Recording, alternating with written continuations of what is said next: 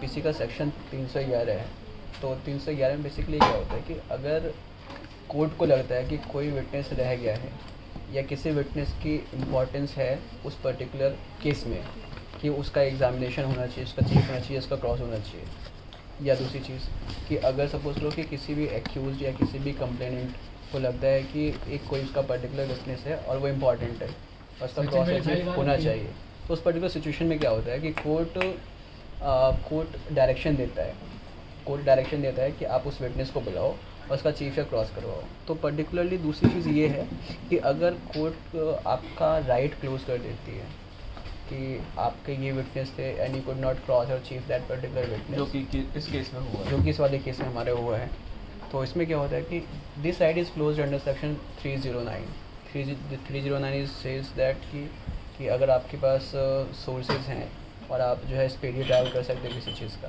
But accused या फिर complainant, basically accused ही होता है कि एक्यूज क्या करता है, चीज़ों को डिले करता है। तो उसमें क्या होता है कि court has a right to close your right to cross examine or do anything whatever. That is in 309. Under section 309. And opening about that.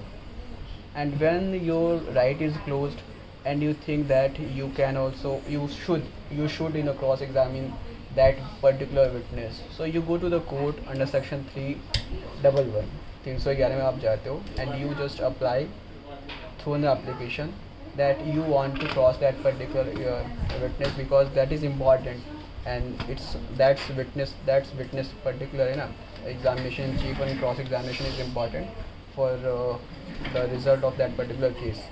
तो bona fidely अगर आप करते हो, main concern is the bona fide purpose.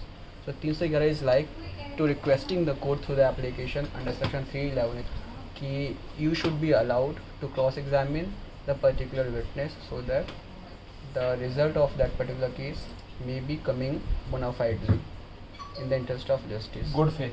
In good faith also. That is 30311.